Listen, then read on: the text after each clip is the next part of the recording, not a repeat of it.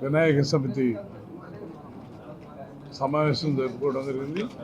ఈరోజు జరిగిన సమావేశంలో అన్ని జిల్లాల నుంచి కూడా అధ్యక్ష కార్యదర్శులు, రాష్ట్ర కార్యవర్గం కూడా పాల్గొని పలు తీర్మానాలు నిర్ణయం తీసుకోవడం జరిగింది.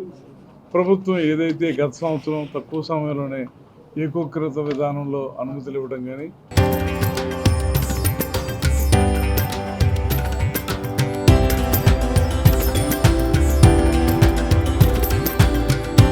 తరతరాలుగా తరగని స్వర్ణ బంధాలు మన మానిపల్లి జ్యువెలర్స్.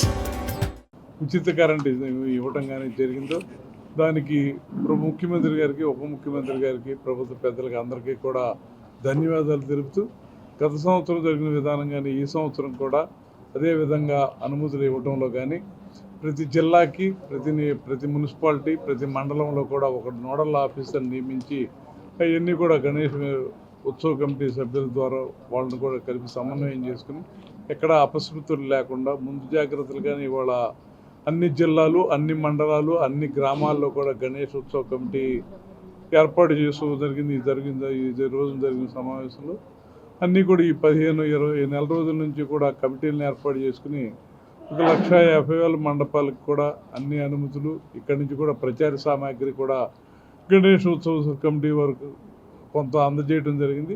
ఎక్కడా కూడా ఇబ్బందులు లేకుండా ఇవాళ సంప్రదాయాన్ని అన్ని మతాలు, కులాలతో కలిపి ఈ రాష్ట్ర అభివృద్ధి కోసం, దేశాభివృద్ధి కోసం, సమాజాభివృద్ధి కోసం ఈరోజు అందరూ ప్రభుత్వం మరియు గణేష్ ఉత్సవ కమిటీకి కలిపి జరిగే కార్యక్రమాల్లో ముఖ్యమంత్రి గారిని, ప్రభుత్వ పెద్దలందరినీ కూడా, అధికారిని కూడా మేము విజ్ఞప్తి చేయడం జరిగింది.